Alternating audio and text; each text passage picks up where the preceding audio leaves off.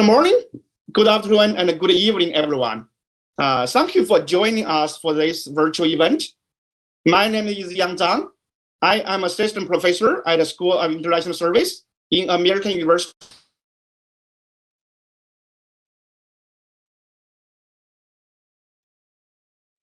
Collective and applied dialogue in historical social science and social theory. Today, I will moderate this event with Tianfu Wang, professor of sociology at Tsinghua University. We are honored to invite Professor Xueguang Zhou from Stanford University to present his new book, The Logic of Governance in China, an Organizational Approach. Professor Zhou is co-Ting lead professor in economic development and professor of sociology at Stanford University. As many of you know, his works on organizations, institutions, stratification, and the state are very influential in both English-speaking and Chinese academia. Today, we are also very excited to have four excellent discussants.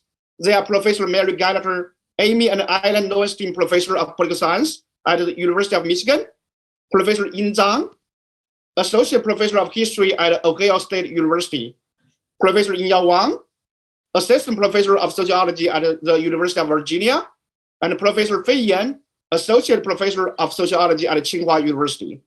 After Professor Zhou's talk, they will give comments from different perspectives. Today's talk is the third event of our book talk series, This Book Boom Room. And I also thank our co-founder, Professor Xueguang Zhou from University of Michigan for his logistical support.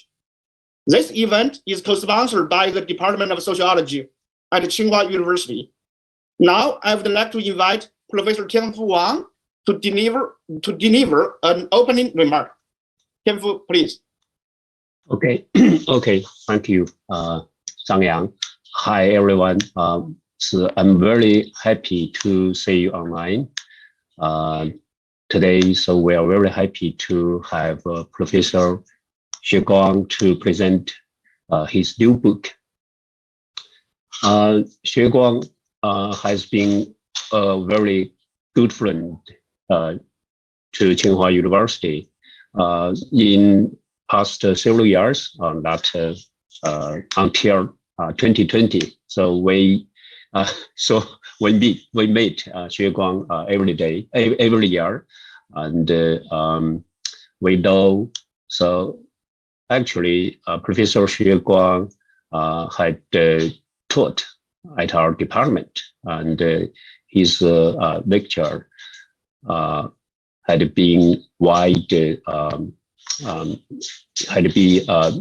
very much welcomed at Tsinghua and across China at the other universities. We know Xueguang have been working very hard in several affairs. For me, she started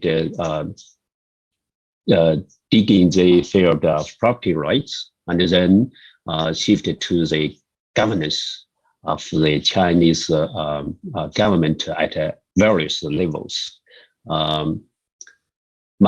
I personally am not very familiar with his work, especially his recent work. Of course, when I was doing my PhD work at Chicago, I was very familiar with Professor Xueguang's work in stratification. But recent years, I lost, and they did not follow his research. Today, it's really a good opportunity for us to listen to Xueguang to introduce his new book, and I'm sure. So after so many years, his work in the field of governance, I'm sure he had very fruitful results. I am hoping in the near future we could have the chance to invite Xueguang to come to Tsinghua again and give us talks and lecture, and even can give us lectures on his new book.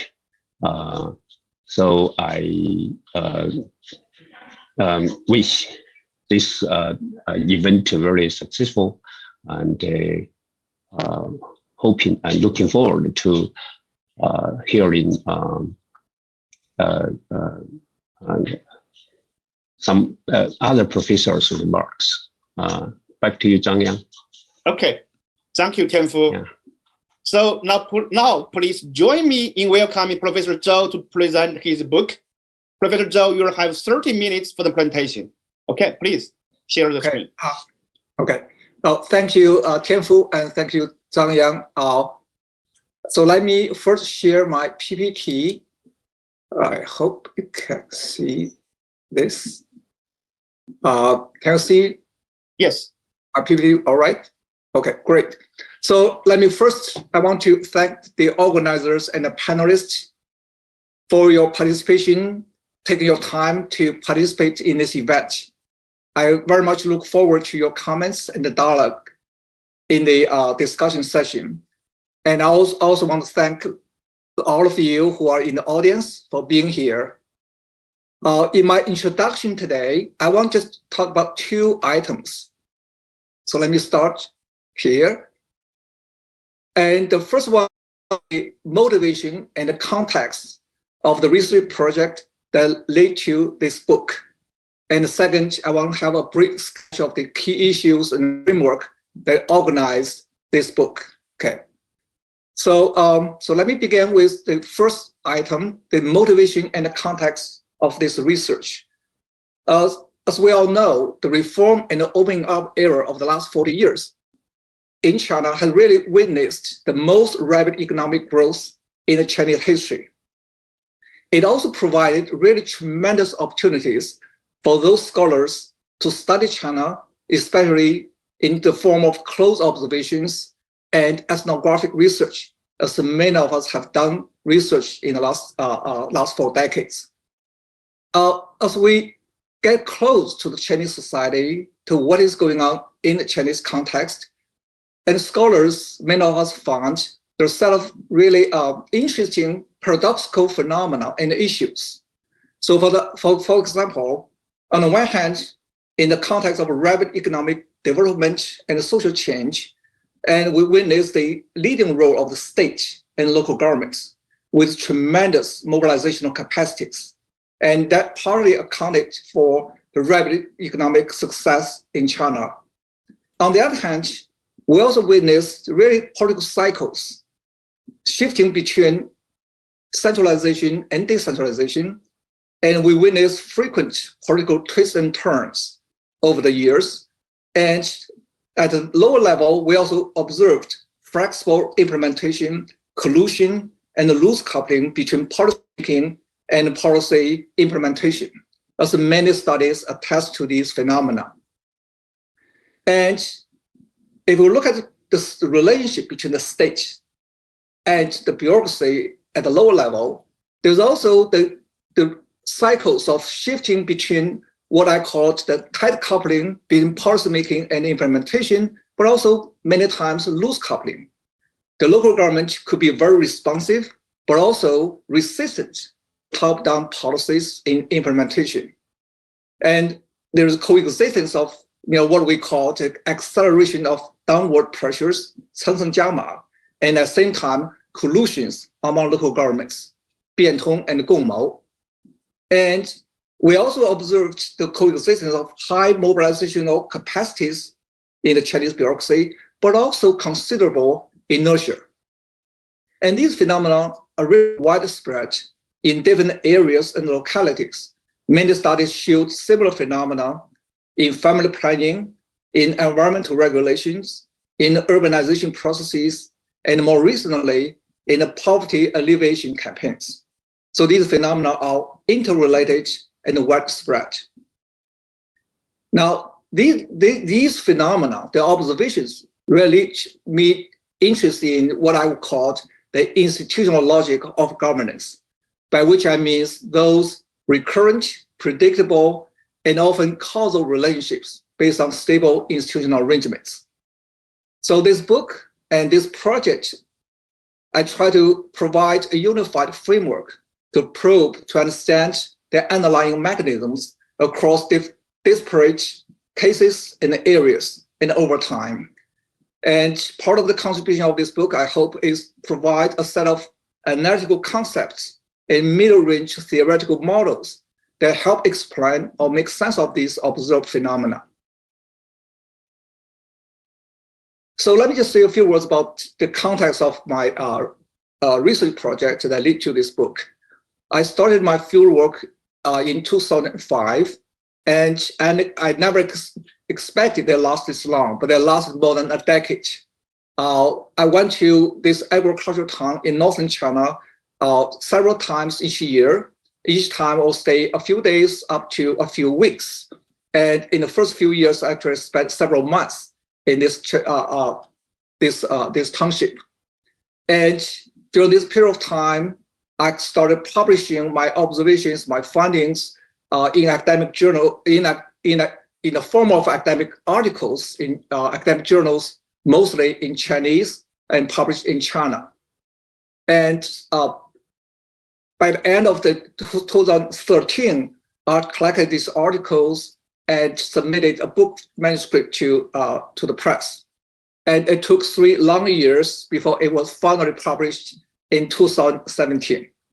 So the book manuscript actually was completed by end of 2013.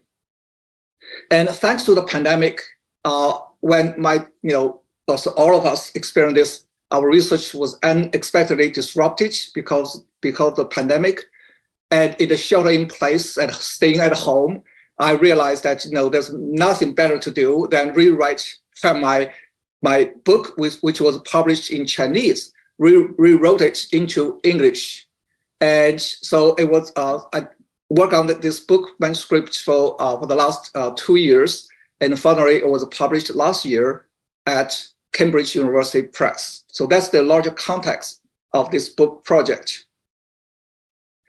And the organizing theme for this book really is the recognition, what I call the fundamental tension between the centralization of authority on the one hand and the effective local governance on the other. And this fundamental tension exists over time, historically, but also across many areas in Chinese society, in the areas of governance. So the logic of argument in this book really is to first recognize the fundamental tension, then ask the question, how did the Chinese state over time respond to this tension? And I argue that over time, there rose a set of institutional responses in the form of stable institutions and stable practice that try to respond to this tension, try to alleviate the pressures from this fundamental tension.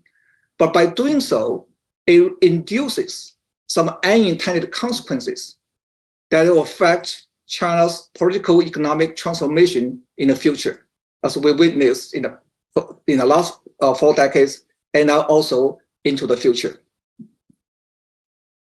And this table is was presented in chapter 1 of this book. It really provided the conceptual framework for the theme that organized this book. So I started with the fundamental tension that is based on centralization of authority on the basis of hierarchies and ideology on the one hand, and the capacity of local problem solving on the other. And that triggered institutional responses. Here I listed four these different mechanisms, which elaborate in using case studies in the book. And also I discussed the anticipated consequences because of this, the rise of institutional responses. So I want to now unpack this table and the conceptual framework and provide some elaboration of the concepts, issues, and arguments in this book. So I'm now shifting to the second part that discuss the kind of issues and theoretical models that organized this book. So let's start with issue. The first issue is about the fundamental tension. As we all know, there's a tendency in the Chinese political system, both in history and today, the tendency towards the centralization of authority. It is also in the form of policy making, the decision rights of policy making centralized at the top and through a top-down process. The typical way we think about this, the way we talk about this is 号令自中央出 and 顶层设计. And there's a persistent effort to centralize control over resources and personnel management. And of course, we witness the ultimate and arbitrary power of the state historically and today. But on the other hand, we also know there's a very diverse cultural, economic, and social environments across different regions and different localities. And for example, there's a huge divide between rural and urban, between the coastal areas and the inland areas, between the state-owned and private-owned arenas.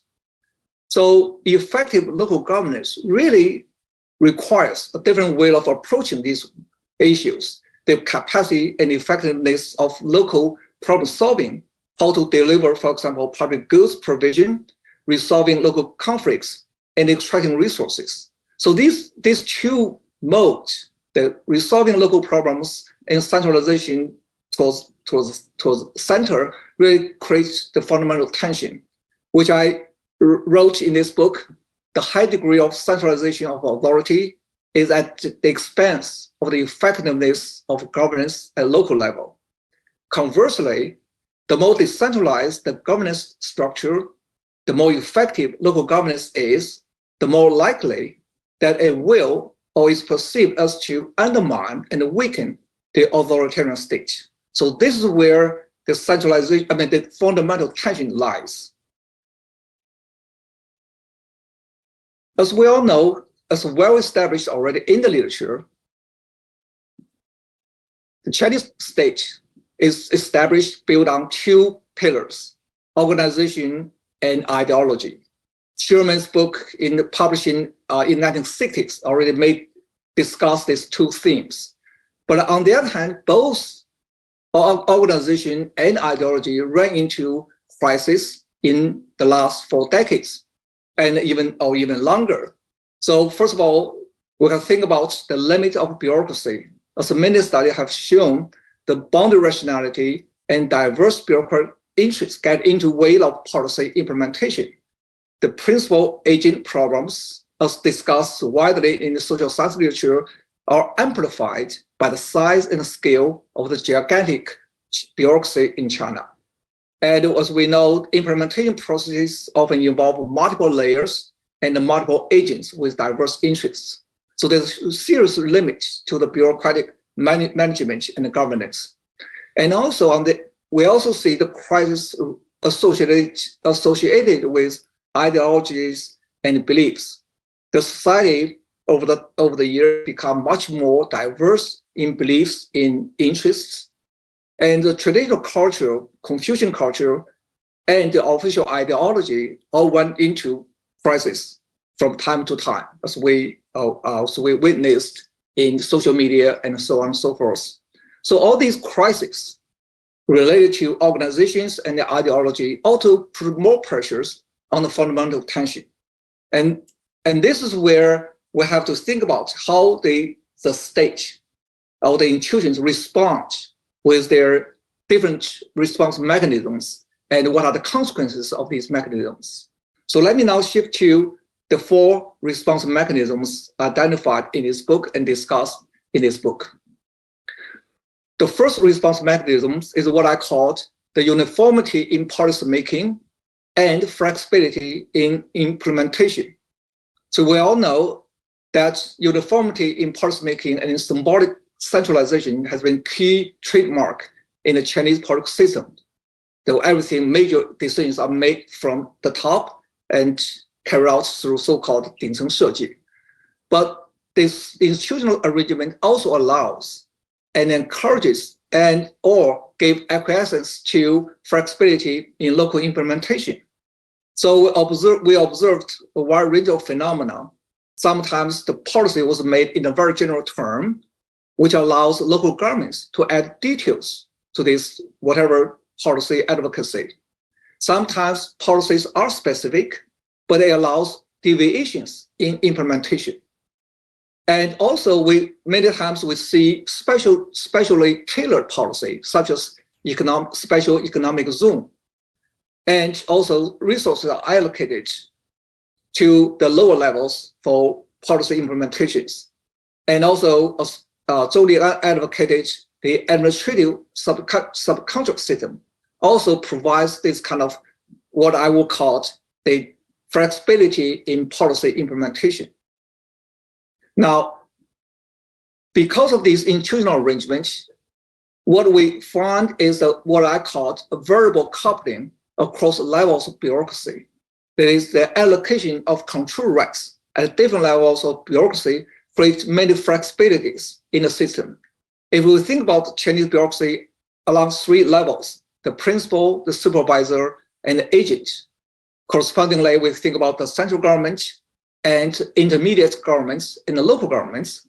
And we can conceptualize a theory of control rights. And one of, I think, the contribution of this book is developed several mid-range theoretical ideas and models, and it's one of that. Think about how the control rights are allocated in the Chinese bureaucracy. And in this book, I conceptualize three dimensions of control rights. One is goal setting. The second one is inspection. The third one is provision, the control rights over provision of incentive and the policy implementation. Now, by allocating these three dimensions of control rights across different levels, sometimes at principal level, sometimes at we can see a wide variety of mode of governance. So, for example, along these three different combinations of these control rights at different levels, principal or supervisor level, we could observe very different mode of governance. Sometimes could be tightly coupled, sometimes a subcontract form of governance, sometimes loosely coupled, and at times it could even become federalism, characteristic of federalism. I'm not going to get into the details of these discussions, but I want to highlight that from these specific issues we discussed and the middle-range theoretical models we propose in this book, we can really see that the Chinese bureaucracy is not static one mode, either centralized or or decentralized. Rather, it really evolves over time depending on how these different type of control rights are allocated across different levels. I will now shift to the second response mechanisms, that is the interdependence between formal and informal institutions. Of course, we all know formal institutions have been there all the time to ensure top-down control and stability.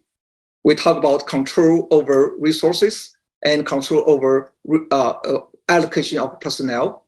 But there's also the importance of the role of informal institutions in governance practice to allow flexibility. And here, researchers have already discovered a wide range of practice. The coexistence between formal authority and substantive authority in the hands of local governments. There are symbolic compliance versus collusion and a selective implementation, and loose coupling at the lower levels, and loose coupling between policy making and policy implementation to alleviate the fundamental tension. All these issues have been discussed, recognized, and really carefully understood in the literature. What I have been doing here is try to integrate this insight into the largest picture about how China has been governed into the larger conceptual framework. The third response mechanism is what I call the ritualization of official ideology.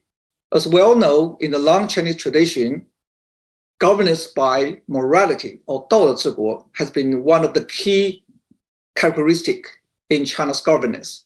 And since 1949, the Communist Party continued this practice in terms of political education and propaganda efforts from 1949 and even present today. But over the years, we also witnessed the erosion of the official ideology. Partly that's due to the cultural revolution with the most effort to replaced Confucian culture with the Marxist ideology, and partly in more recent years with the rise of a pluralistic society. So what happened is that over the years, we find that political rhetoric becomes more a ritual and symbolic compliance. And so it turns all these political propaganda, political rhetoric from political weapon of control to political rituals. These rituals are still important because they signal the acceptance of the central authority and provide the basis to exercise top-down power. But it really introduced flexibility between symbolic compliance and actual behaviors. So this is the third response. Now, if we think about these response mechanisms we have already discussed, they really produce variable coupling. There is sometimes loose coupling, sometimes tight coupling between policymaking and implementation. So for example, the shifts among different modes of governance in the bureaucracy can shift into different either tight coupling, subcontracting, or loose coupling. And the informal institutions and practice introduce flexibility in policy implementation through 变通 and 共谋. And the ritualization of official ideology and symbolic compliance also allows the decoupling between what they say and what they do. So all these contribute to the verbal coupling that alleviates the tension between centralization on the one hand and local flexibility in policy implementation. But the problem is that there's no stable equilibrium between the two sides of the fundamental tension. So what is the boundary of flexibility, for example? You either over-centralize, you have the loss of a local initiative, or you decentralize and you subject to the risk of so-called the loss of control. And the economic literature discuss this kind of shifts. And there are many times we witness organizational failures in incentive design. And so that allows shift of put the shifts across different mode of governance almost become a major issue to deal with. So the central authority in this larger context tried very hard to disrupt local government actions and to redefine that. And how do they do that? They do that through campaign-style mobilization. That's the fourth response mechanism I want to discuss now. Campaign-style mobilization serves an important political weapon for dealing with pursuing policy targets or rectification of bureaucratic problems, at least from the eyes of the state.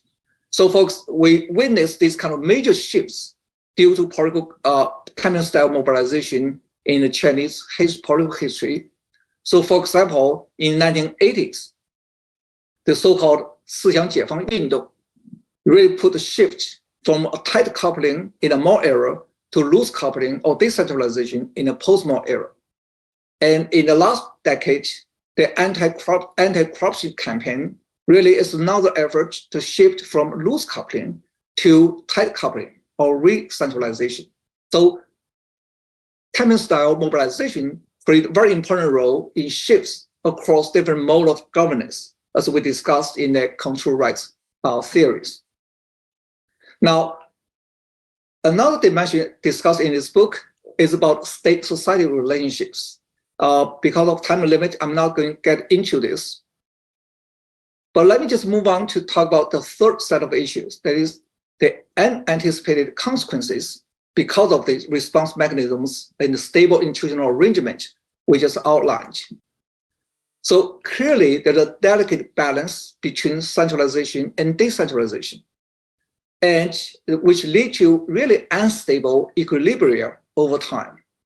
So there's a persistent tension between the centralization of authority and the rule of law, and there's a persistent tension between the arbitrary power and the rationalization of a rule-based bureaucracy.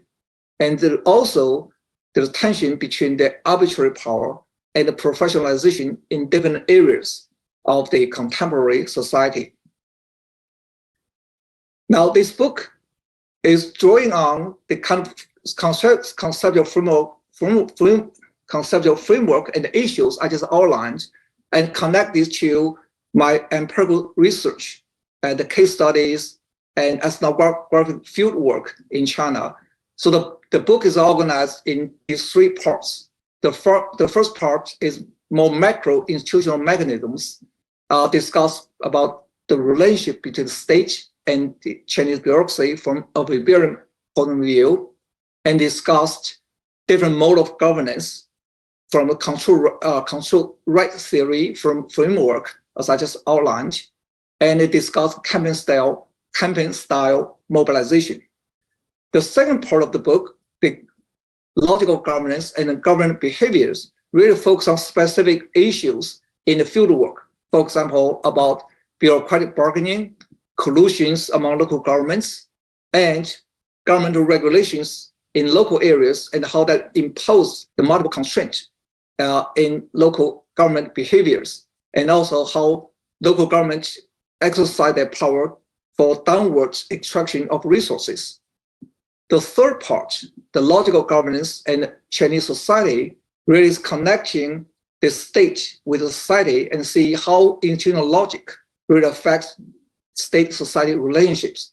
Here, I provided a set of case studies. One is on the public goods provision in road pavement project.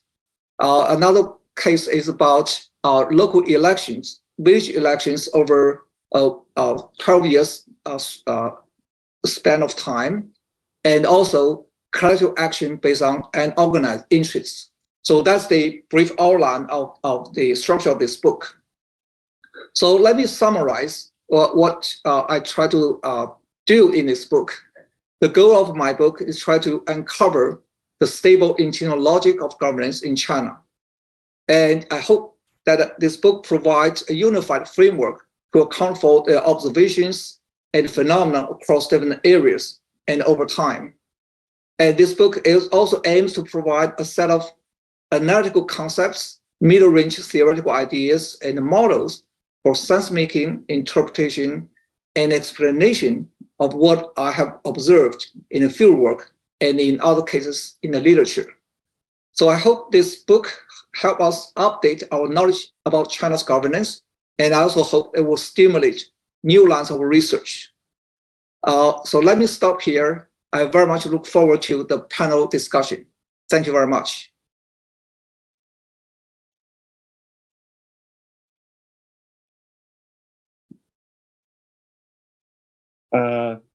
Professor Zhou, please. Ending the sharing. Okay, good. So thank you, Professor Zhou, for this wonderful presentation. Now I will invite our four discussants to deliver their comments. Each of you will have 10 minutes. I will start with Professor Mary Gallagher, who is a professor in political science at the University of Michigan. Mary, would you please start? Thanks, Yang, and thanks for inviting me to this book talk. I'm really excited to discuss Xueguang's book. I mean, I have to say, this book is very impressive. I really love the framework. I think it's very ambitious, but at the same time, I think it makes a lot of sense to how we understand China. It's also very, it's very good at merging discussion of both imperial China and contemporary China, which is often quite difficult to do. I think you do it at a level of abstraction that works, and I would love to know if you're being heavily criticized by historians, but I thought it was quite effective. And it's also ambitious because it merges, as Xueguang was just discussing, discussion in the first part about the bureaucracy, the second part center local, and then the third part state society into a kind of a general theory. I've actually been teaching chapter 11 on organized interest and collective action for the last 20 years. I think it was written in 1993, which is when I first started graduate school. And I'm assuming, Xueguang, you can't be that much older than me. You were probably an assistant professor. So, I mean, that article is written about, it's really written about pre-reform China, but it continues to have, I think, a lot of logic for how collective action has worked in China generally, even in the reform period. So I have a number of questions. They are, I think, questions partly about how you see the book in terms of how graduate students in particular might use the book as inspiration, and also just some questions about interpretation of the general theory given what's happening in China right now. So most of my questions, the substantive questions, are about the period that we seem to be in, which is what you say very clearly is a period of re-centralization. So there are two questions I have that are more about the research design. So one question I have, and I would love for graduate students who are on this call to hear, is the method of participant observation. I think can be very, very powerful. Any kind of ethnography or interview type fieldwork can really enlighten us as to how the mechanisms in Chinese governance actually work. I'm really interested in whether you thought it was and I guess based on some of your remarks today, which I didn't understand before, it sounds like the fieldwork for this book ended at the beginning of the current period.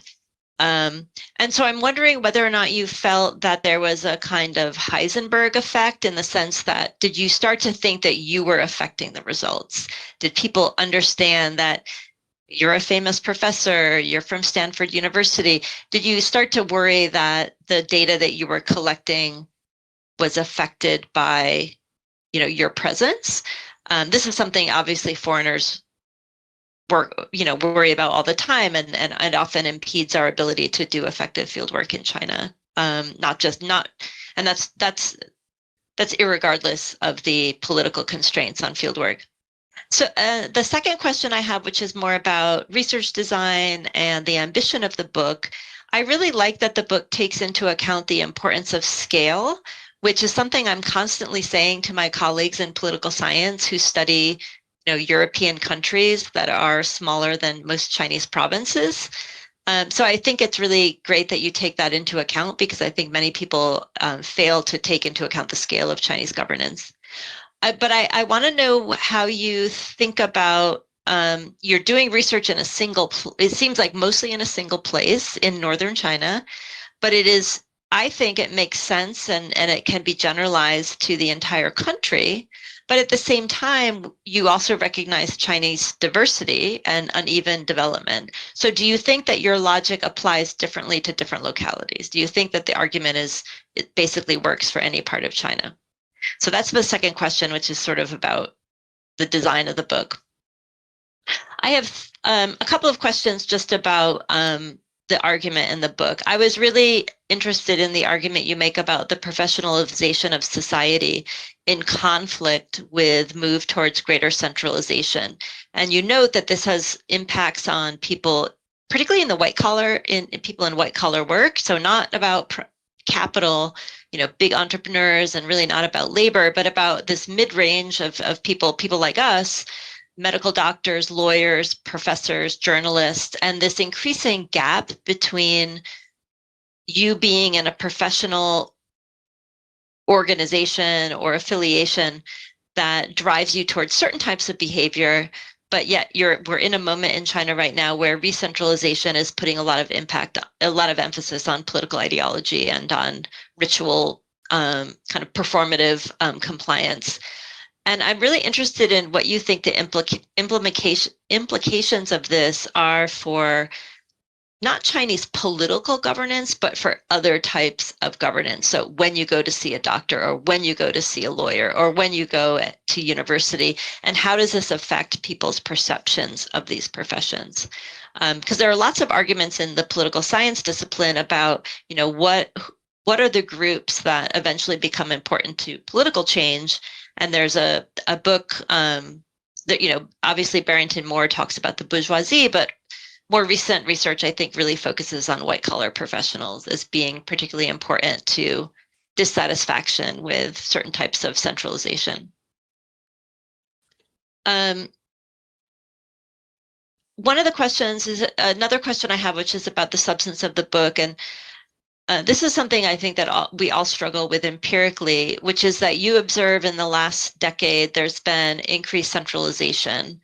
There's a debate within political science whether or not this is deinstitutionalization or institutionalization and better kind of rule of law at the grassroots, whereas at the very elite level, there's sort of, kind of more arbitrary power. And so some people see kind of more effective central control as evidence of state capacity, which we would identify as a characteristic of modern bureaucratic states. But you argue that centralization impedes bureaucratic professionalization. But I think empirically right now in China, it's actually very hard to distinguish what is bureaucratic professionalization and what is centralization under arbitrary power.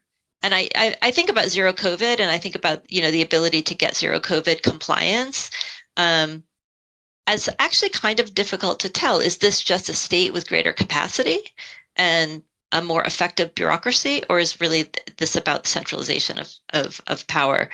And how can we distinguish these things when we're doing research? I think that's really important for students to understand. Okay, my last comment is about the conclusion, and I thought the conclusion was great because it is very open-ended, but it's not teleological. You're not talking about China going into, in a certain direction. It's not about China going in a kind of Western, competitive political system. It's not about necessarily China going towards a more authoritarian position, but it's very, very open-ended. And I'm wondering about what you think you talk about the last 40 years as an experiment that kind of departed from the past, and when China wasn't fluctuating so much between centralization and decentralization, it was largely more decentralized, because during this period of the last 40 years, Chinese society changed dramatically. Chinese economy changed dramatically. So what do you see as the legacy of this period, given this new period of centralization and ideological control? Will it create new institutional options? Will it just fade away into the past? I think that is something that we're all wondering about right now. So thanks very much. I'm really happy to read the book. Thank you so much, Mary, for your insightful comments and very interesting questions. So now I would like to invite Professor Yingyao Wang, Assistant Professor of Sociology from the University of Virginia, to have comments. Professor Wang, please. Yes, thank you. First of all, I want to thank you, Xueguang and Tsinghua Sociology for organizing this book talk, and special thanks for Zhang and Yang Fei for putting this talk together and for giving me this opportunity to comment on Professor Zhou's latest book. So for someone who, like me, who also have worked on tracing the evolution of the Chinese bureaucracy, Professor Zhou's work has been an excellent model and a great source of inspiration for my own work. So this book really kind of provides a grand synthesis of Professor Zhou's early and latest writings on this topic, and with a new and heightened level of theoretical ambition towards providing overarching explanation of basically how Chinese government works, as you see in the presentation. And because of time, of course, also because astonishing clarity of the argument in this book, I think I will not get into the details of the richness of the argument. So the book actually does an amazing job summarizing the argument along the way.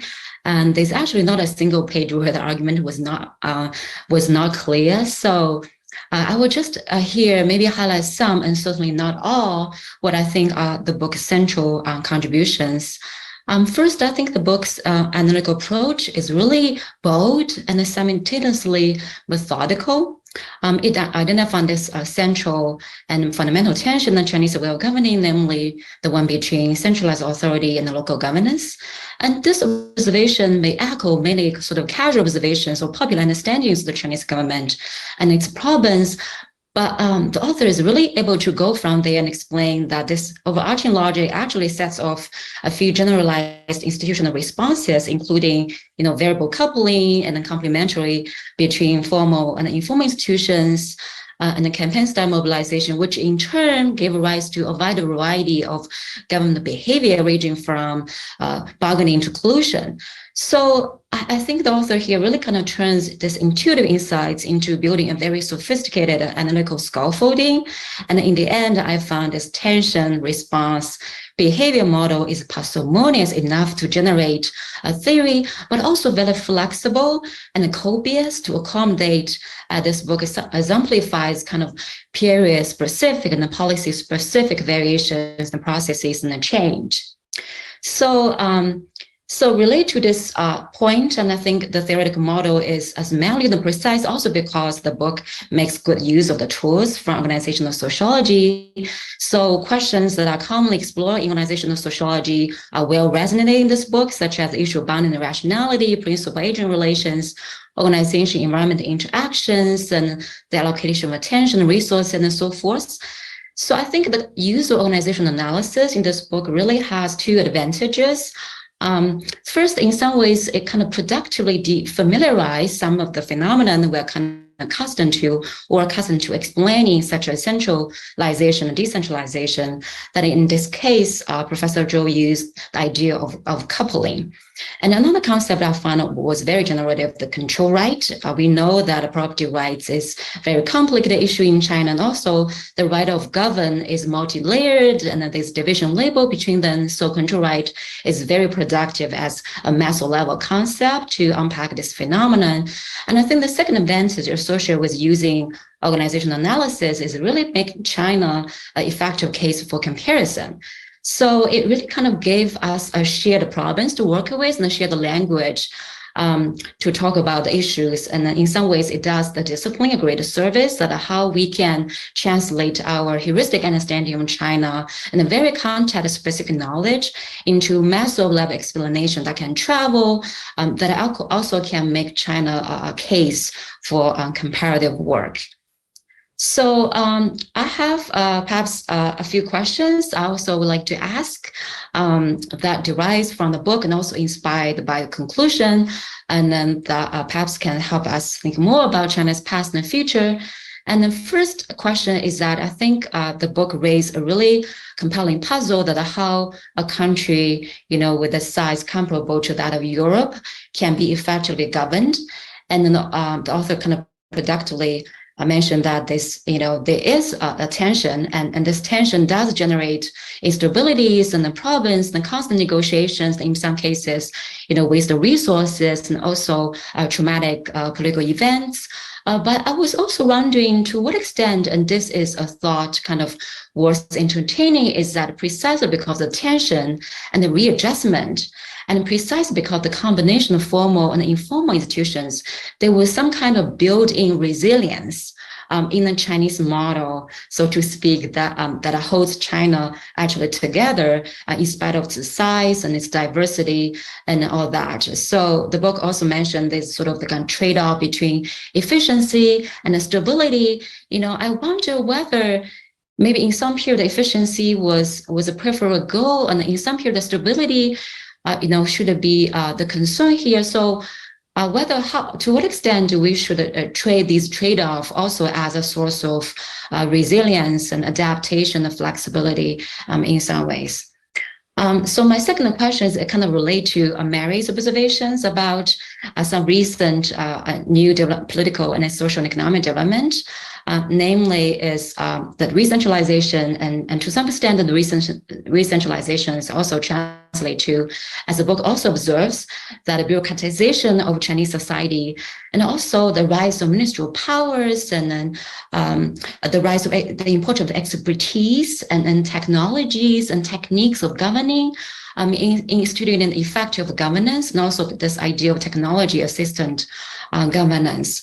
So I wonder if this kind of professionalization of governing, not in sense of expanding autonomy, but in a sense of kind of new institutionalist pursuit of legitimacy, is also kind of working in the direction of instilling a new form of legitimacy in the local government, probably more prominently in the central government, that add another variable, sort of another phenomenon to reckon with into the Chinese study of governance here. And then the third question is actually about short-termism.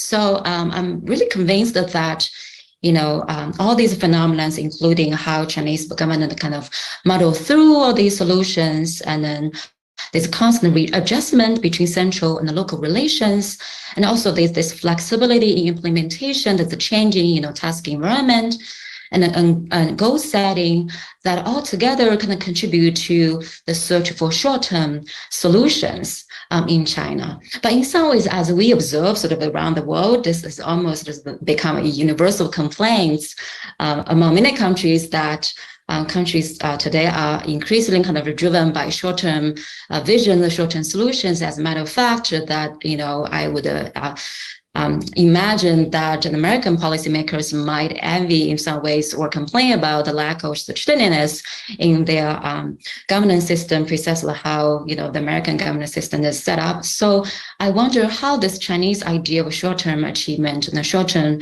kind of driven sense of horizon or governance is different from that we see in the West. So let me just close by saying that I really enjoy reading this book, and then it was highly productive for me to think through my own research, especially on my research on the central economic bureaucracy. And I highly recommend this book to everyone to read, and I will definitely use that in my Chinese society in the sociology of development course. Thank you again. Thank you, Yingyao, for this wonderful comment. And now I would like to invite Professor Fei Yan, sociologist from Tsinghua University, to deliver his comment. Fei, please. Okay, thank you so much, Professor Zhang Yang, and thank you so much for Professor Xueguang's very insightful talk. I really like Professor Xueguang's argument that campaign-style mobilization is a key mechanism of governance in China. And Professor Xueguang's argument is actually based on his observation that the Chinese government frequently relies on large-scale campaigns to mobilize public participation and achieve policy goals. And these campaigns are often organized around specific issues, such as environmental protection or poverty reduction, and involve a large range of actors, including government officials, civil society organizations, and ordinary people. And based on Professor Xueguang's framework, I would like to extend two more scenarios. The first scenario is from historical angle. It's based on historical stories. So although the power struggle between the central and the local government is a fundamental tension, is a persistent contradiction, but I think the long-term survival of the state still occupies the dominant position, while the local power is in a relatively passive position. So I would like to give an example of the Cultural Revolution. And the core issue of power was not the mutual dependence. It's not the conflict between the central and instead, we can observe that central government bypassed the middle level or bypassed the intermediate bureaucratic level, and they directly establish a power base among the grassroots masses. So we can say the central power utilized Chairman Mao's charisma and the emotional belief of the masses to establish a charismatic authority and further consolidating the legitimacy of central power. So during this particular historical period, we can say that the main targets of the many struggle sections and of many political campaigns were the so-called capitalist rulers, 走资派, and other reactionary forces. So during the Cultural Revolution, this type of power operation should be seen as a very extreme expansion of central power. And the second scenario is coming from the lessons from what happened during the past 3 years during the pandemic. And for a really long time, we have been talking about concentrating our efforts to accomplish great things, 集中力量办大事. But in the past 2 to 3 years, we have found that government power is penetrating into every perspective at the grassroots level. And at first, it was great governance, 网格化治理, great governance. But I feel like it has become or transformed into micro great governance, 微网格治理. So from great governance to micro great governance. And especially in the past 2 years, I have conducted several field trips to the county level, and the local government officials think it is time to cut neighborhoods into micro grids. And especially after the pandemic, the government felt that the grid cells were still too large. In other words, the boundaries of our neighborhoods were too broad, and the government couldn't penetrate into the grassroots communities at every corner. So therefore, the micro-grid governance was gradually implemented, and the government used all kinds of means to extend the tentacles of power into the local affairs and people's daily life. So when the tentacles of governance continue to penetrate, so it is transformed from concentrating our efforts to accomplish great things to concentrating our efforts to accomplish small things, 集中力量办小事, which means the government forces penetrate into people's daily life.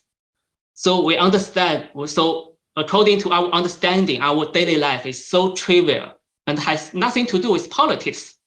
But from the perspective of the government, this will lead to our daily lives and the private space being continuously touched by political power. I think this is a very frightening thing. So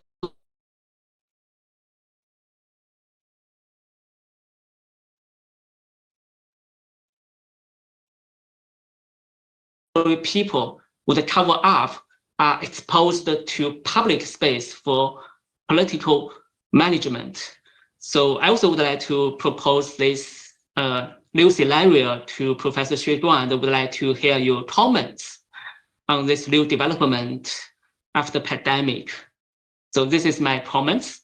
Thank you so much for Professor Zhang Yang's host and Professor Xueguang's insightful talk.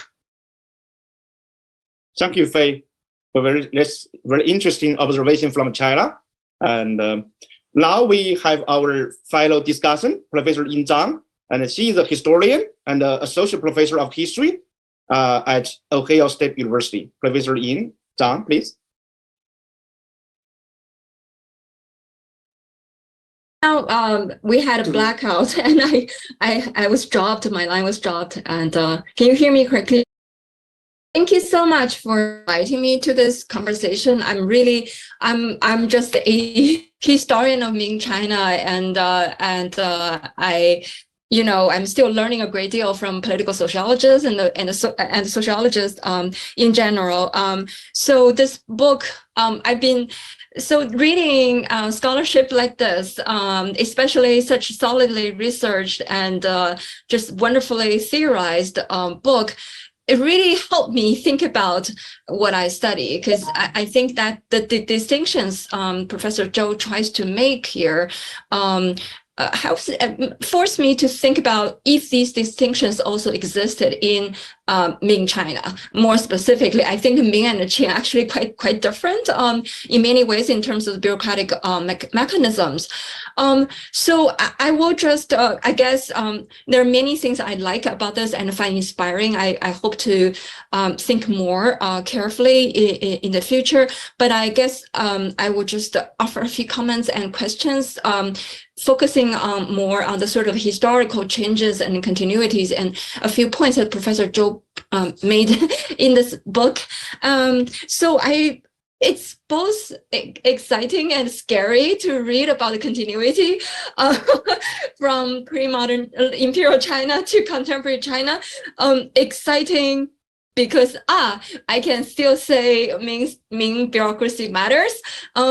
Scary because I think we all want to see changes, political changes, institutional changes should also happen along with socioeconomic, technological changes. But if there's so much continuity, then we should we're in trouble. So I really appreciate this kind of really nicely woven sort of the line of discussion about continuity and discussion of the changes, how these are woven together in this narrative, and I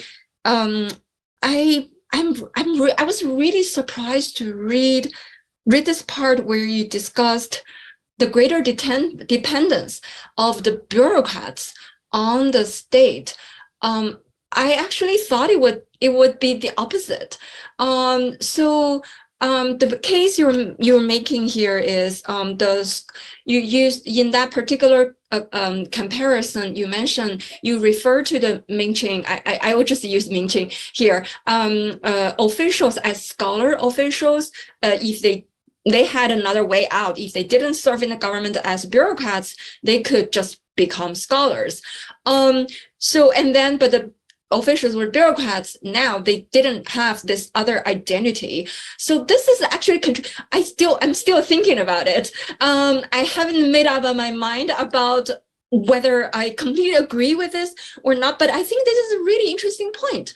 But I initially thought they would, in modern times, they would have more options.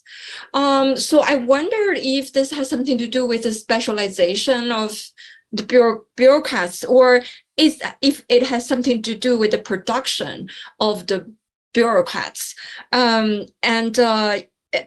Why do you want to emphasize sort of scholar identity in addition to the bureaucratic identity in the pre-modern times, imperial times, and now not other non-bureaucratic roles? I'm very curious about that, and I want to continue thinking about it in my own research. So related to that, you talk about in the imperial bureaucratic monarchy, the officials they followed both the bureaucratic authority and the Confucian morality. And this is also something I wanted to think about structurally in my own research on Ming bureaucracy. I feel we know that Confucian morality had become part of bureaucratic authority, although I think Ming historians should do more to separate the bureaucratic from the political. But just based on what we already know in the existing scholarship, Confucian morality has become part of the bureaucratic authority. But in the contemporary China, that seems to be missing, or something else is happening in this mechanism, in this combination. I'm very curious to hear about that change from imperial China to contemporary China. And again, related to that, I was intrigued by your distinction you made about the BB and the bureaucracy, Chinese state and Chinese bureaucracy. And you said in imperial China, the state, you are using monarchy as to refer the state, you are using monarchy to refer to it, and in today's top leaders. So I wondered, I like the distinction very much. I'm not sure if this is, I'm thoroughly agreed with it, but I like the fact that you are making effort to separate these two. But monarchy in imperial, at least in the Ming, it could not, I think it was very different from just the ruler, the emperor, or the royal house. It's basically the senior advisors, the top officials. So in that sense, there's also some kind of it's a cluster of leaders, basically. So I'm curious to hear more about that distinction you're making. And my purpose of asking these questions is really try to think about, if there's some similarities in the context I work on, and also in whether the production, there's so much effort put into the production of elite bureaucracy or elite bureaucrats in pre-modern China. And I think that difference between the elite bureaucrats and non-elite bureaucrats That's something I'm also very curious about, and I wonder if that production, different kinds of production of elite bureaucrats and non-elite bureaucrats continued in contemporary China in the context of your own analysis. And I ask this question because I don't know, because your research field work, if I remember correctly, was done in between 2005 and 2015, right? So I don't know how much of this Xi government it started to really take off, but I say this is even stronger than before. This emphasis on family values and family roles and family virtues, all these things that I am familiar with in the study of the Ming elite. Now it's part of this elite bureaucratic education, and I'm just wondering if you have any thought on that. To me, I ask this question because love how you in the essay, the three lenses and Confucian lenses to study bureaucracy. I love that very much. But I also about the moral or spiritual element of the Confucian bureaucracy, because I think emotions, there's so much spiritual vigor in this kind of bonding between the state, if you use monarchy to describe it at the time, and the elite bureaucrats, at least in the main. So I wonder if that spiritual vigor, that intellectual vigor is absent now in contemporary China, in contemporary bureaucracy. I have many other questions, but I think I've already used a lot of time. Thank you so much for this opportunity. Thank you, Ying, for this wonderful comment from a Ming history, historical perspective. And now I think I will let Professor Zhou to briefly respond to one of those interesting comments. But before that, I want to make we invite historians and political scientists, in addition to sociologists, partly because we want to make the pilot an interdisciplinary discussion and also transnational, somehow cross-linguistic communities for this very important book, and for to have all kinds of audience and panelists to join our discussion. And also I want to say our pilot happens at a very interesting time, just one day before the open of the 14th National People's Congress in China.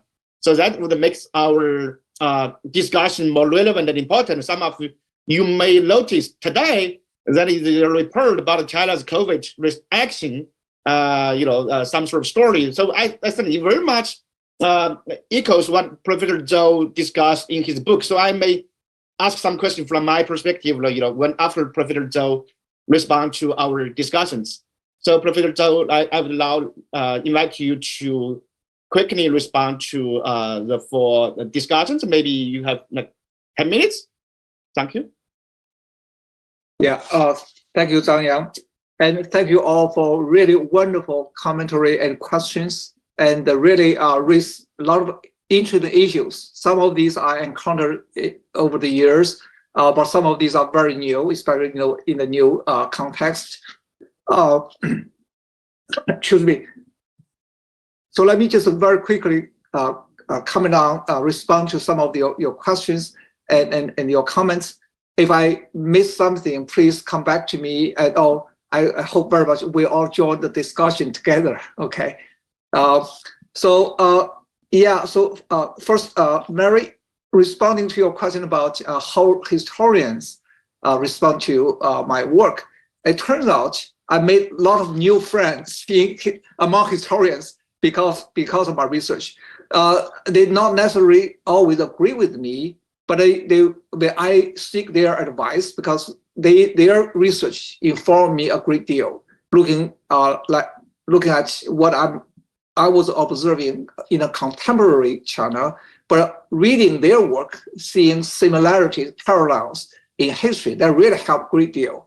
So I have been communicating with historians, especially in China, and because of that, I was also invited to participate in their discussions about related issues, and I was asked to review their books, and a lot of things happened since then. So I very much enjoy this cross fertilization because of this. But again, they are critical. Some of them are too critical with the way I discuss a certain characterization of the periods or overgeneralization of the historical patterns and so on and so forth. So this is very good. I would call it very healthy tension between social science approach and the historian's approach. So let me quickly respond to your question about the method of participation. And this is one thing I find so valuable. Before I do this participatory observation, I never, I studied China through a quantitative point of view. So when I started the field work, I just thought, I'll stay there for a period of time, then I feel I will get to know everything, then I can, be informed, and then that'll be the end of the project. But it turns out so many interesting things happen, and it continues. For example, when the collective debt, because the road pavement project, they lasted more than 3 years, 5 years. It's still ongoing. I mean, that gives me a real chance to think about how we social scientists should approach these so-called events and so-called sequence of events. Because even you discuss with you talk to some local villagers or local cadres, and he or she will give you a story. But sometime later, he will repeat that same story, but in very different lights. So over time, you realize that people do change. Even the same person change their stories in different ways because of the circumstances, because of the kind of things he wants to do with that story. And so for that, I realized you really have to stay there longer time, and also try to really get very close to them so they feel comfortable to discuss these issues with you. So that leads me to the second issue, Mary, you asked about they recognize my identity being a professor. At that time, I was at Hong Kong, and so they will be feel uncomfortable. So my influence, their way of talking to me, it turned out, at least the way I feel about it, is that because I've been there so often and got to know them so well, and I live there literally with them on the 24 hours. This with local officials, local cadres in their township government compound, and the villages are just nearby. They walk a few minutes. You went to a villager's home. So in that sense, I think that we have got so familiar with each other. Probably never. Well, at least I know they always see me as a Professor Zhou rather than one of their neighbor. But I think people feel comfortable enough. Many times, I'm not the key person in that discussion or group. I would just sit there listening to their discussions and their debates among themselves about issues, about whatever things. And so I'm not pursuing these events. I let these events come to me most of the time. So in that sense, I think probably that issue is less serious than normally would be the case. But that really requires time commitment to make people feel comfortable around you or you around them. So that's responding to the second question. And the question about professionalization is, I think, something really interesting. And I have been thinking about that partly because my earlier research, at the very beginning, after my graduation, I did some research on professionalization in the US context. And that I read that literature that really influenced me when I think about the Chinese case. It's not about the village I studied. It's really about the larger pictures, because we heard so many things about the relationship between doctors and the patients, between professors and the students, between the masters and their apprentices. All these different kind of relationships really involves the element about how professionals behave and whether they can make independent judgment or not.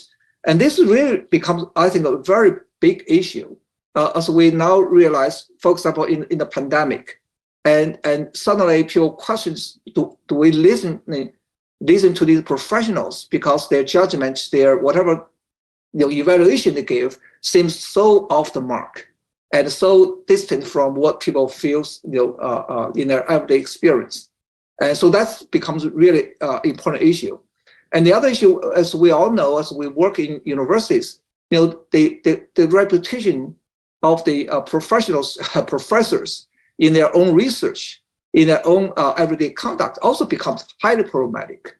I think in many ways, this is what I would call the politicization of society really makes everything so political that professionals have very little role to play in that space. So that to me is a very major issue. I think it still leaves room for us to do a lot of good research on these along these lines. And I'm not quite sure in the US context, people talk about white collar professionals, but more or less as the autonomous groups pursuing their self-interest. In the Chinese case, I think people are more clear about what is their connection with the larger political context and what is their role to play, or whether they compare with the traditional 士大夫 official scholars, and relative to more today the bureaucrats very much follow the political lines. I think these contrasts seems pretty stark, and people ask questions about how to evaluate their performance and their judgment. So that's the issue about professionalization. And so let me say a few words about the conclusion. In the concluding chapter, I was discussing in a way implication of my study for the future of China. And there I did make a prediction, or make a statement, or express a view that I thought the last 40 years of economic reform and opening up seems like so extraordinary, different from the past, Chinese past, and it's almost like it is experiment that's very unlikely to continue. And remember, this book was submitted, or the manuscript was submitted in 1213. Actually, that statement was made probably in an article even earlier than that. So it's not about the current situation, but just looking at the kind of changes that China experienced, and also the resistance by that time becomes so evident. And I was just expressing a concern that it seems like so extraordinary. It's not seems very inconsistent with what the kind of trajectory we observed in China's past. So of course, I hope they will has a breakthrough, but maybe that's a high tall order. So let me move on to some other comments from other panelists, so we have more time to discuss other issues. Yingyao, so thank you for these really great comments. And let me just very briefly respond to your question. I think certainly you made the observation that the combination of interdependence between formal and informal institutions may actually provide resilience to the Chinese governance structures or practice. I fully agree on that point, and that's actually is one thing I think I also try to advocate, especially after the book was completed. Since then, I wrote several articles on the informal institutions in the Chinese bureaucracy. So the point I want to make, and I pretty much I think it's your point here, is that in the past people tend to think informal institutions or informal practice is a bad thing, especially from the top leader's point of view. But in my view, in my mind, informal institutions are complementary to formal institutions. And without informal institutions, the formal institution will collapse will run into crisis right away.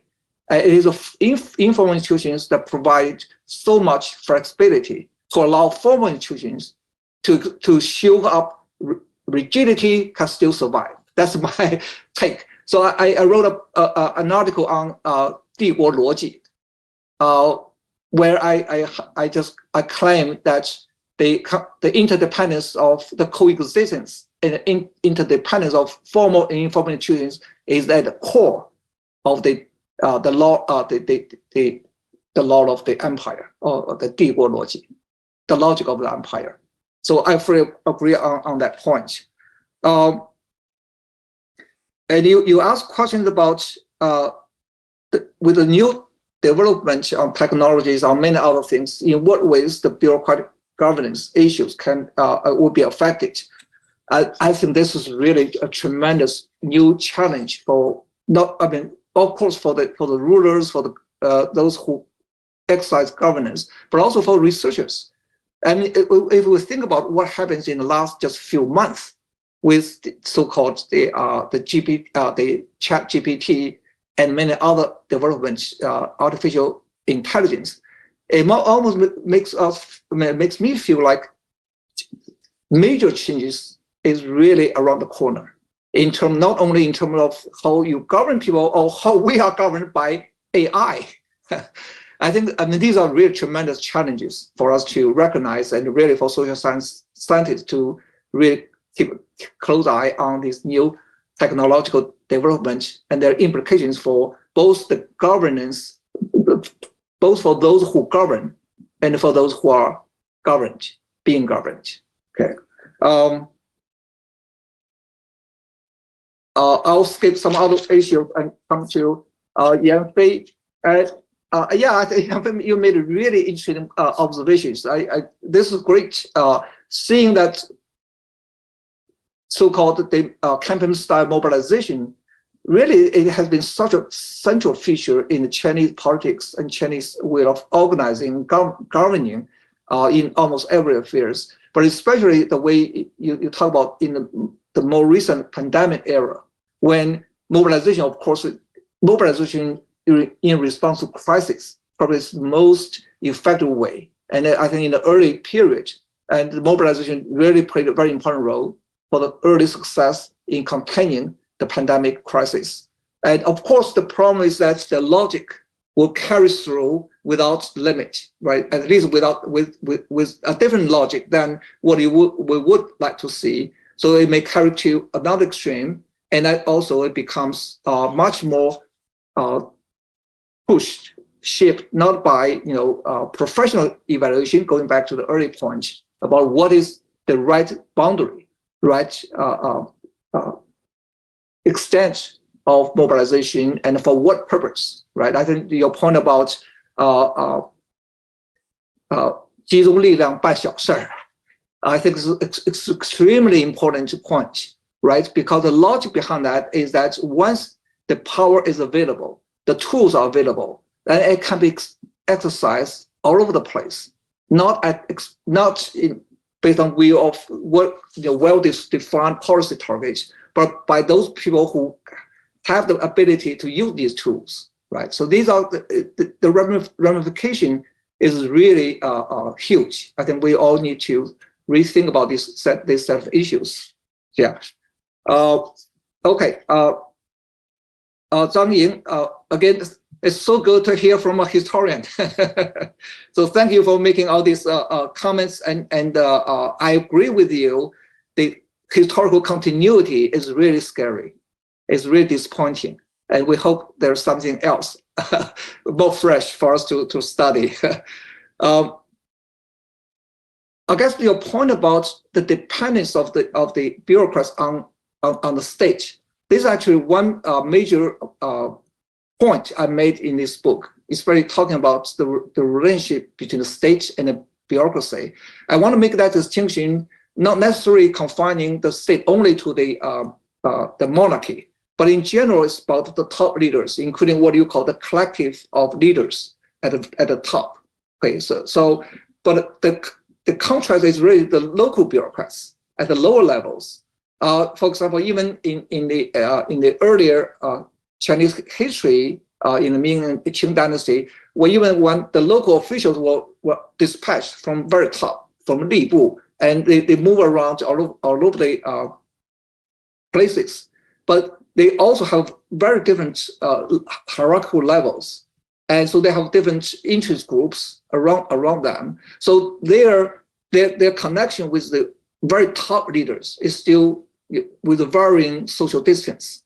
So I'm trying to make contrast between the state and local bureaucracy, try to argue that the relationship itself need to be studied, need to be examined. So for example, in the Chinese context, especially in the contemporary era, when we think about what I call upward accountability, that is the local bureaucrats depending on their supervisors for careers, for survival. And especially in the contemporary era, and this is going back to another point you made, they don't have the kind of exit option like in the early eras when they can retreat into say scholar life, and they can retire and going back to their countryside and become a gentry leader in the gentry class. But here in contemporary China, bureaucrats, first, very hard for them to leave their officialdom, then become, some of them retired, then go to other, being appointed in private companies and so on and so forth. But these are very rare. So I still think that making that distinction and also try to understand that relationship between the two really goes a long way for us to understand how the Chinese bureaucracy works or not working in other ways. There are so many really interesting, good questions. And the other thing about, you mentioned about this spirits and the intellectual aspects of the bureaucrats, especially now going back, you are talking about the historical angle. Actually, just yesterday, I received an email from a student, our PhD student, asking this question. Says, what about the moral judgment of officials in contemporary China? To what extent they are rational to pursue their self-interest, as the typical social science literature portray them, or they have some their value judgment, moral judgment, and some of these affect the way they decide how to deal with their task at hand. And he asked me for what kind of literature do we have on this matter? I thought about it, and please others help me to think about this. I couldn't think about any significant literature on contemporary China, but I think about historical China, there are really a number of really good studies on how local bureaucrats were influenced by Confucian culture, ethics, and how they would actually treat both, serve the emperor, but also defending so-called Confucian ethics and principle as really both are important, and sometimes they are in tension, and local officials have to address these tensions. So these are things really important issues, and I wondered why it never surfaced in contemporary research. And that I think itself becomes a very interesting question to ask for us to think about why our research never think that's a really important issue. I have not thought about that, and I have not read anything that focus on the moral judgment of these officials. So I think this is a really great question for us to think about. You better learn from historians and how we can revisit these set of issues in contemporary context. So let me just stop here. Please come back to me if you have other questions, but mainly I really hope that we can jointly discuss issues. Okay, thank you. Thank you, Professor Zhou. And we still have 30 minutes, which is good. And now we are open to Q&A. I think a number of audience have raised questions in the Q&A. I have chosen 3 from Q&A and post in the webinar chat. Professor Zhou, can you say the questions?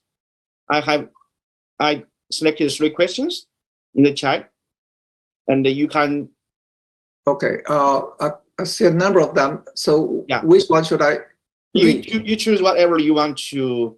I would give this, flexibility to you.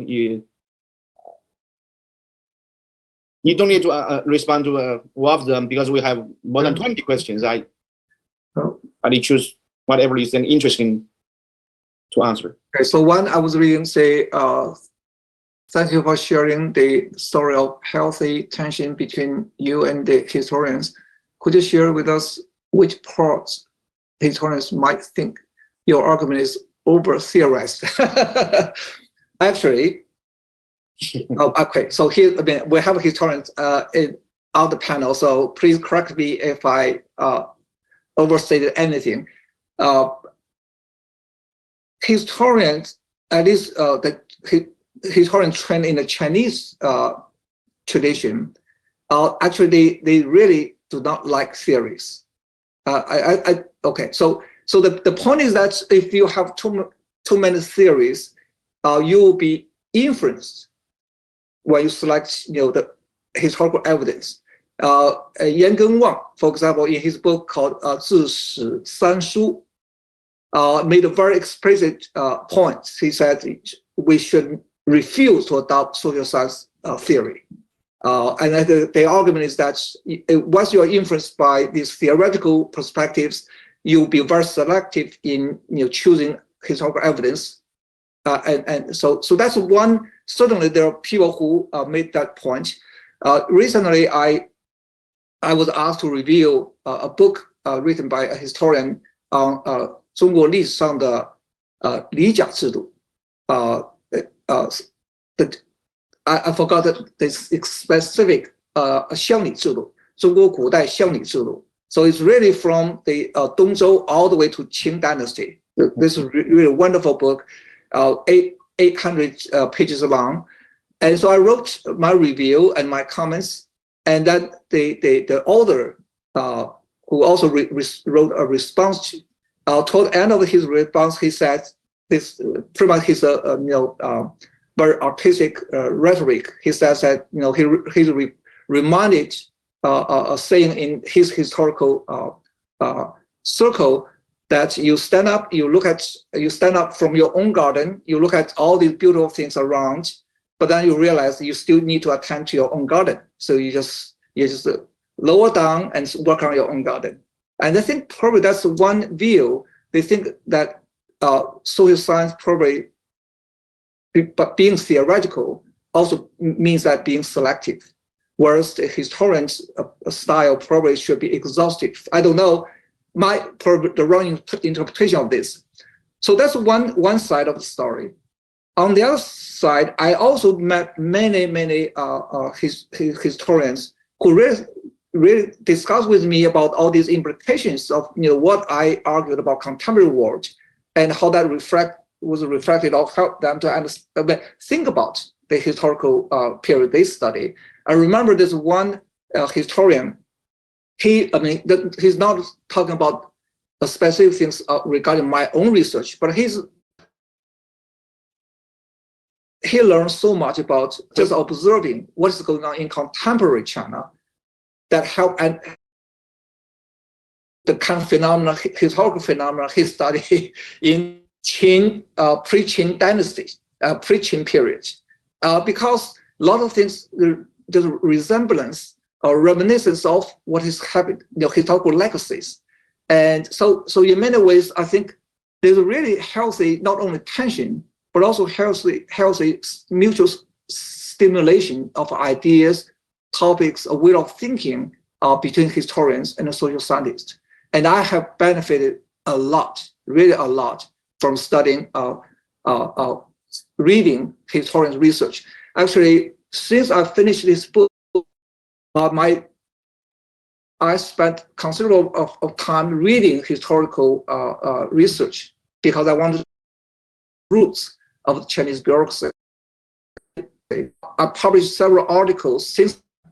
I hope eventually I will collect into another book, but mostly focus on historical a way of thinking about Chinese bureaucracy.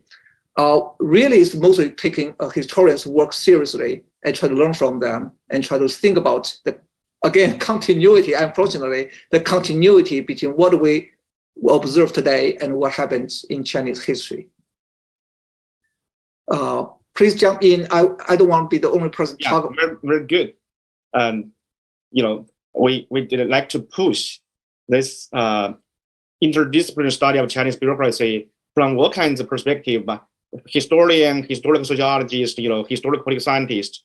And I think this is a emerging field, and that there should be many more studies. And we also would like to invite a lot of non-China specialists, to contribute to the field. That we are organizing some pilots in conference, in virtual pilots, to invite some non-China specialists, but great comparative scholars to contribute to the field. Now there are other questions in the chat. Maybe you can pick one more to answer, Professor Zhou. There is a question about, for example, about the framework makes sense from a geographic point of view, but is it that different within the Chinese context? Would now to hear more from the state society angle. I mean, I don't know whether you want to answer this question, or there is another one. Makes sense for geographic point of view, but is different with the Chinese context. I'm sorry, I missed the which question you were referring to. Just the question just you read. I think this question is about the variations, right? Some within China, and the framework. He asked about the any difference within the Chinese context. So I guess the question is, my focus is on the framework focus on the relationship between the state and bureaucracy, or the central government and local government. Would that same framework applies to state-society relationship? Is that the question? I mean, is that? Yeah, I think that's at least a part of the second part of the question. Yeah. Mm-hmm. Certainly, my focus, because I adopt an organizational approach, and my focus really is about mostly focus on the local governments and how they interact with upwards with their supervisors, and especially in terms of interacting with the state policies imposed from a top-down process. But I do think also the third part of this book really is to try to demonstrate that the same logic also applies in the state-society relationships. That is to say, the local government plays such an important role in many aspects of local affairs, right? So we talk about provision of public goods, we talk about local election, and of course, social protest resistance taking place in the grassroots level. Almost always, local government played an important role. And in more recent years, local governments, because of the centralization of resources, and then trickle down from top to local levels, but also with mandates on what kind of policy targets, what kind of issues should be addressed. So I think the government influence into rural areas, into society, like the Qingling dynamics that Yanfei talked about, really become much more important. And because of that, the bureaucratic logic is also diffused stretched into different corners of the society. So in that sense, I think the same logic probably becomes more visible, important, because of the larger trend of bureaucratization of society, as I discussed in the latter part of that book. Okay. So yeah, that's my a quick response thought about this. But I really want to hear from my colleagues on the panel what you think. You are all experts in this area, please. Okay, maybe before Professor Zhou answers the third question, I as the organizer and the chair, I want to offer some of my question for Professor Zhou and for other panelists, especially for Mary. The reason I saw Mary one day you post something about Professor Zhou's 1993 ASR article during the protest, right? So I thought there is some commonality of the interest between us, and that's why we have this wonderful panel. And I myself is trained as a historical sociologist. So like in some of my observation of Chinese state and bureaucracy is very much from historical perspective. But like Professor Zhou and Professor Gallagher and other professors, I'm a sociologist, I'm not a historian. So my question here is first question is sort of a disciplinary question. We have different ways to study the Chinese state and the bureaucracy, such as political scientists have their own ways, right? We now political scientists do a lot of experiments and also a lot of quantitative studies. And historians use archives, a lot of very detailed narratives about the state. And the sociologists, like Professor Zhou, from the organizational perspective. And for myself, I often observe the Chinese state from long-term historical perspective, making some comparison across dynasties, between Maoist age and today. So my question is, what's the distinctive advantage and a disadvantage of each kind of method? How can we, have more sort of, more productive conversation and among us, and how can we learn from each other from different approaches? This is some sort of, different question. Another question, is more related to the contemporary events, as I just mentioned. This is a report about China's response, right? It says the new premier, made some sort of, decisive move, zero COVID policy, and but there could be two different explanations. So one scenario from the report and from a lot of people on Twitter, on social media, says maybe this is sort of some division of labor or even division of power. Somehow, it sounds like China has a semi-presidential system.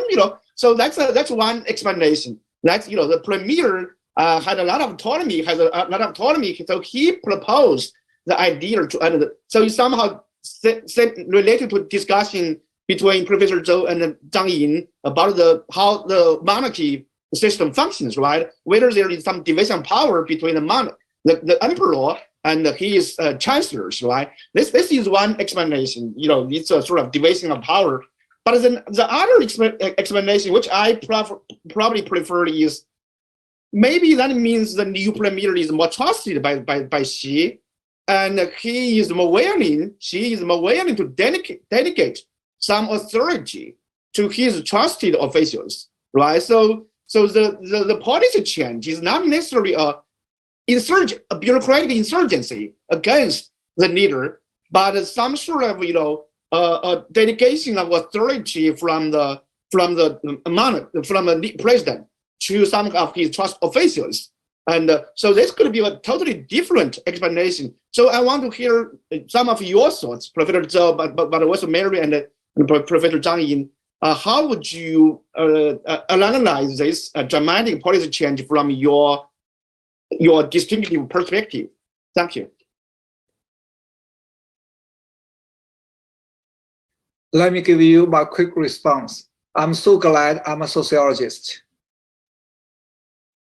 by which I mean I study grassroots. I don't have to speculate about what's going on at the very top level. And that's often this is really what I think. I think many times people, when they say, oh, I want to interview you on this issue, on that topic, I said, no, look, I never studied these issues and I never have information about these issues. So what I can do is speculate. If I speculate, I will speculate as any other person in this society. There's nothing special from me. But I think this is why sociologists, especially when they either collect systematic data or they can conduct participatory observations really close to the sources of information and try to collect information, try to make sense of it and try to interpret and offer interpretation. At least it makes me feel comfortable. I feel so after my field work, I really feel comfortable because every sentence I said in that book has some empirical basis on it based on my experience working in that area. Historians, of course, collect information from archival data or some other sources, including all these I guess what do you call it? 发掘.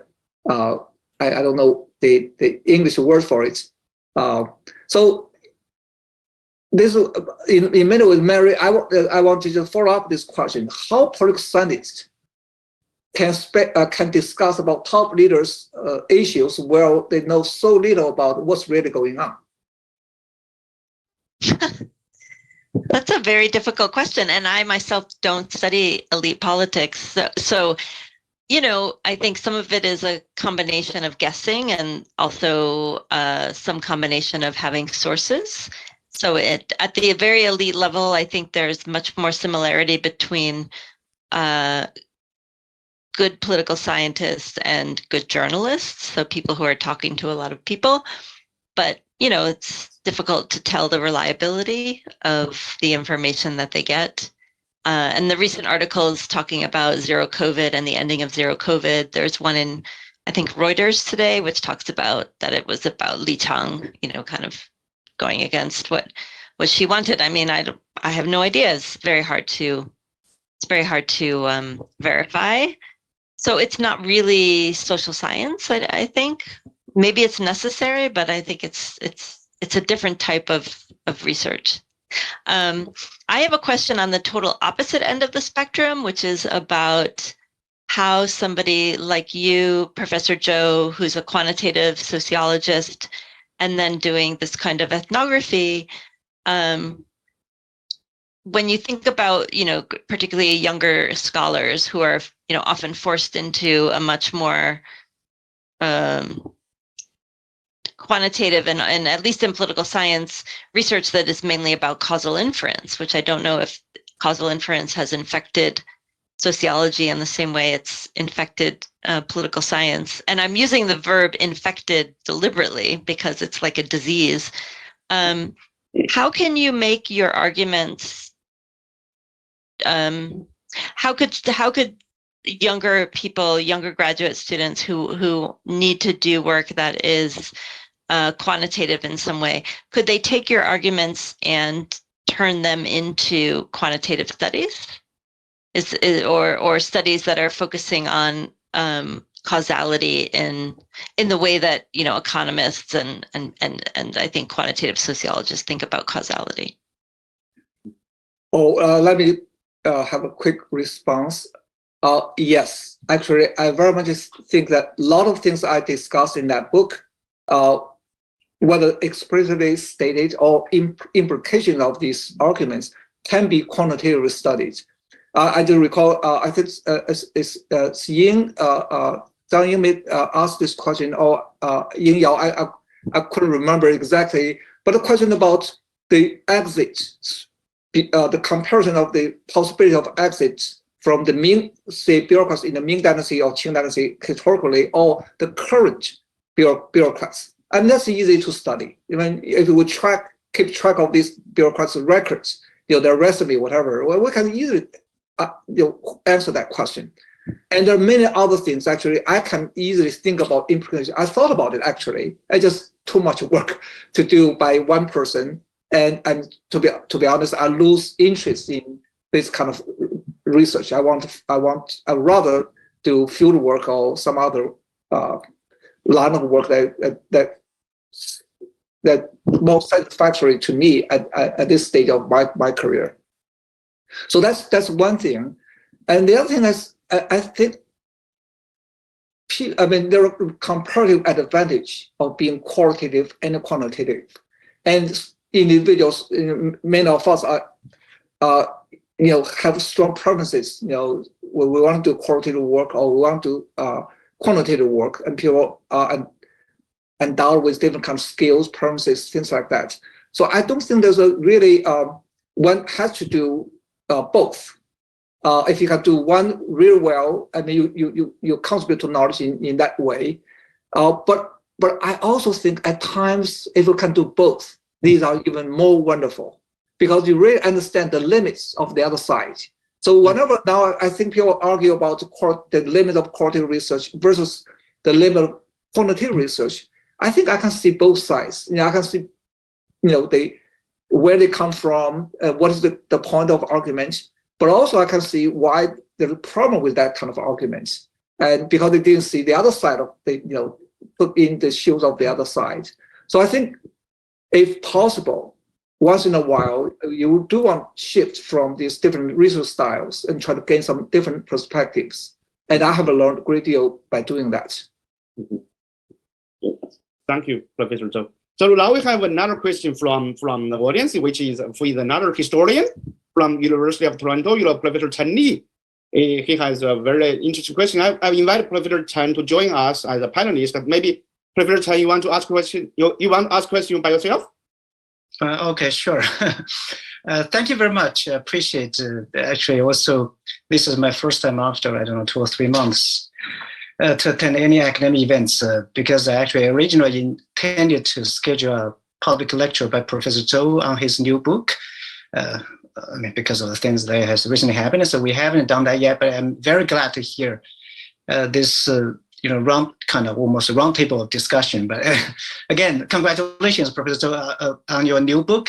My question is a follow-up on some of the things you highlighted, but didn't go into detail. That is I think I forgot whether that was also discussed in your Chinese version of the book. But I expected that you have made already a substantial revision after the Chinese copy of the book.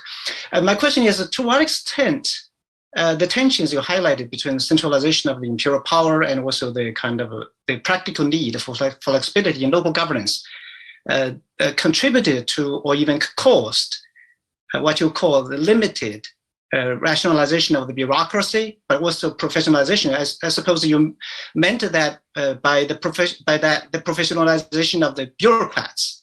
If the latter is your actual argument, then my own book, hopefully I will finish the book sometime in the near future, is about the professionalization of the probably non-official members of the local governments. That is, for example, what I call the legal advisors, but also there are others, administrative specialists, who are not always part of the official staff members of the local yamen, but they were in many ways, I would argue, they were professionalized simply just because they made a living working in those capacities, and they were trained, especially the legal advisors. They were trained at least for 2 to 4 years. I think they were more professionalized than many of the lawyers who have got license in, for example, state of California without going to law school. That's still possible in the United States. So in many ways, and also there's I think some scholars have argued that bureaucrats, the scholar officials, even though they didn't specialize in law or even administrative work, they were also professionalized in the sense that they were, they prepared for the exams for many years. And then they became professional officials in a sense. They made a living by being officials. So that's a different way of professionalization. So I'm very curious to hear more of your thoughts about to what extent you think the tensions either derailed the process of professionalization or derailed the process of rationalization of bureaucracy, even though I think actually if we are going to apply Weberian notion about rationalization, I think the late inter-Chinese bureaucracy was over-rationalized. And the imperial government itself is over-rationalized because I'm writing on multiple book projects. Some of them were actually have a common theme, that is the excessive documentation that supported the whole imperial administrative edifice. That is, almost every kind of work has to be documented meticulously. So that is much more, in a sense, rationalized than probably most of the certainly counterparts in their own time, and probably more rationalized than one may argue the PRC government in our own time. So I would very much appreciate hearing your thoughts on how those different kinds of probably takes on both the bureaucratization, rationalization, and actually also professionalization might somehow push the arguments further or somewhat in somewhat different directions. Thank you very much. I appreciate it. Sorry for taking too much time. Okay. Let me have a brief response, and I also want to invite Zhang Ying to join the discussion because you are the expert as a historian on this topic. These are really wonderful questions. I think the way you talk about professionalization bureaucratization, and what is the third Rationalization. Rationalization. Okay. But so let me first, please let me know once your book comes out. I won't read it. Okay, because this really addresses issues very close to my heart. In organization literature, we do make a distinction between bureaucratization and professionalization. Bureaucratization is much more organizational hierarchies, right? You build a structure to allocate resources and to direct orders and information. So that's bureaucratization. It's organizational apparatus. Whereas professionalization really goes through about the assimilation of values, rules of conduct, how you collect information, how you go about to play your professional roles as doctors, as professors, as other kind of professionals. So these are two different processes. And actually, in organizational research findings, these two are substitute to each other. That is to say, whenever you have a large number of professionals, the bureaucratic process becomes weakened. And the other way around, whenever you have a lack of professional processes, then bureaucratic process becomes much stronger. In the Chinese context, though, contemporary China, this is actually not the case. Even in those places where you have high level professionals, for example, in universities, hospitals, all these white collar professional workplaces, you still have strong bureaucracy, and that's exactly the kind of things people now complain about, right? And so this is a very odd phenomenon to be studied for us. So let me just stop here. I want to hear from Ying and many others. You can join the discussion.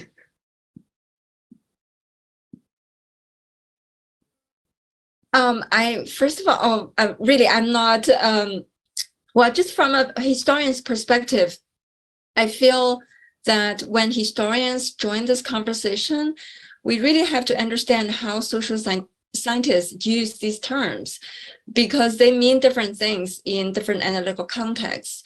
So I think, Professor Zhou's clarification of a terminology like bureaucratization versus professionalization and their relationships, these I don't think a lot of historians actually consciously follow this type of distinction and definition. So sometimes I think it is actually good that we always pause when we read social scientists' use of these terms in their analysis. Just ask a question: oh, why this? Like, for instance, what Chen Li just talked about, his specific case study and the way he uses these terms. And sometimes I think we have to make a decision if we want to follow social scientific usage and adopt that in our own research. And I think there are benefits to that as well, because in that way, I feel like we can do more and even go beyond some of the barriers, like sort of, we're not even aware of these problems. For instance, I've always argued that Ming bureaucracy has always been reduced to political history, which is very wrong. And we really need to study bureaucracy on its own terms as bureaucracy, instead of just reducing everything to politics.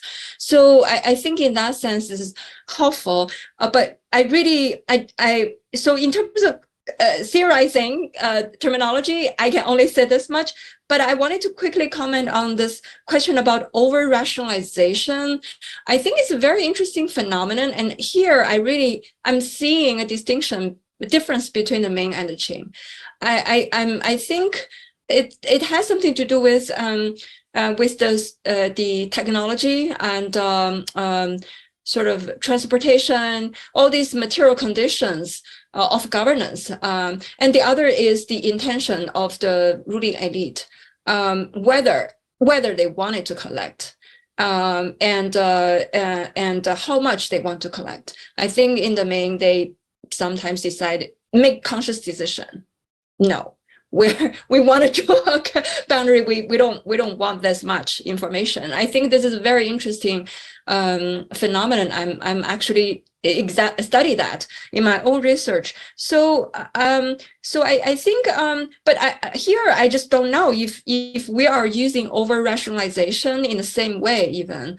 So yeah, I guess I will stop there. But earlier, Yang asked a question about the disciplinary difference, and I think when I read the social scientific research the same way I read modern historical research, because the term you use are different for me. For instance, Professor Zhou's book, there's a section talking about routine versus campaign. Was it routine versus campaign, right? Yeah, routine-based, yeah. Yeah, so for me, routine means something different in Ming bureaucracy. It's not modern routine. So I think that's the other is informal institution and informal procedures. What is informal today might not be informal at the time, and what was informal at the time might be formal today. So I think these disciplinary differences actually could be quite productive. I would just stop here. Thank you so much for the opportunity. If I can just add to that, so Tony, you talk about the rationalization as a third concept. At least from the Weberian point of view that I read, both bureaucratization and professionalization are part of the rationalization process. Mm-hmm. But the way you put about over rationalization by creating so many different rules in the Chinese bureaucracy, that's over bureaucratization, but not necessarily over rationalization. I think if we make these distinctions, actually we can pinpoint the kind of issues we need to address.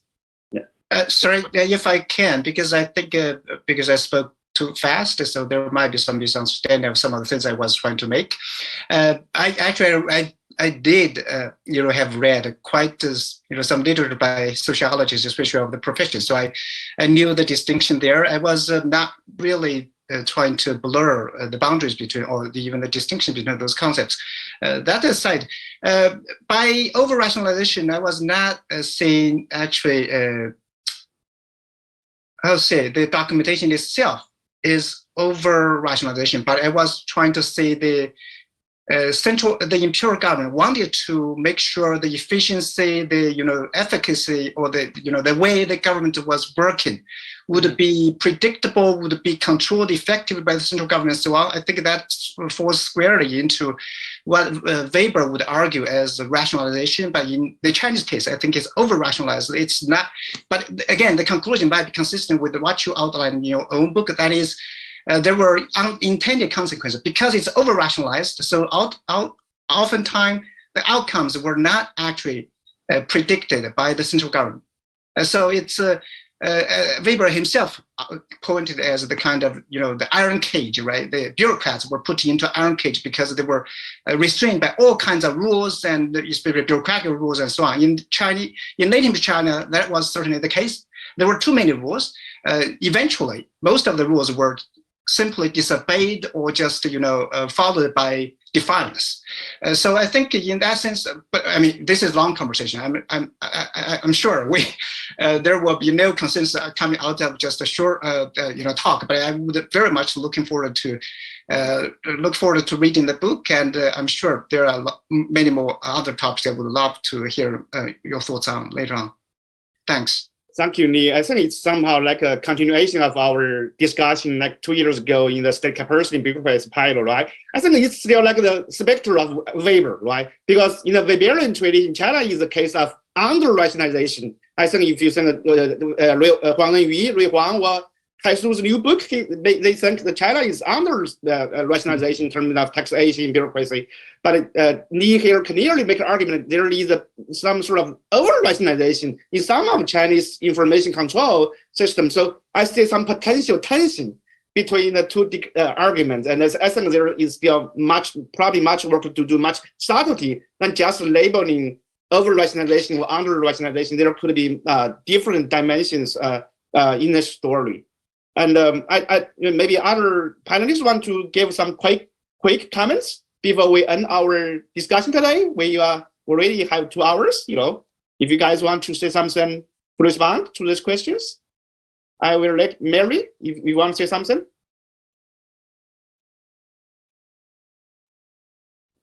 No, I'm good. I've said enough, and I've enjoyed the conversation a lot. Thank you so much for inviting me. Thank you, Mary. Yingyao, if you want to quickly. Yeah, absolutely. I just enjoyed very much the conversation. I think the conversation should going forward, and to invite other comparative scholars on the topic bureaucracy, which it seems like is making a comeback. Yeah, and we think we will do more about those things about empire state bureaucracy in China and beyond. Fei, you want to say something? Actually, I don't have anything to end. I enjoy the conversation so much. Thank you. Ying? No, I learned a great deal from both the book and today's conversation. Thanks so much. Thank you, Ying. So maybe I will give the final to Professor Zhou. You want to maybe, as speaker, you have the right to end the panel in your way. I just want to take this opportunity to thank you and all of you spending the time to attend this panel. I learned so much from you, and I apologize if I have not picked up the comments you have said or the question you asked. But I hope really this conversation will continue in other form and other platform, and I think this is really beneficial for us to have this cross-disciplinary dialogue. So thank you so much. Thank you, Professor Zhou, and thank you for all of you for this wonderful discussion about Professor Zhou's book and a lot of insights from our discussants. And I appreciate you take the time to read his book and to join our event. And thank you all, and thank you for more than 300 participants. And we cannot answer all of your questions, but thank you very much for your contribution to this very wonderful discussion. Thank you all, and good night. Thank you. In the United States. Yeah.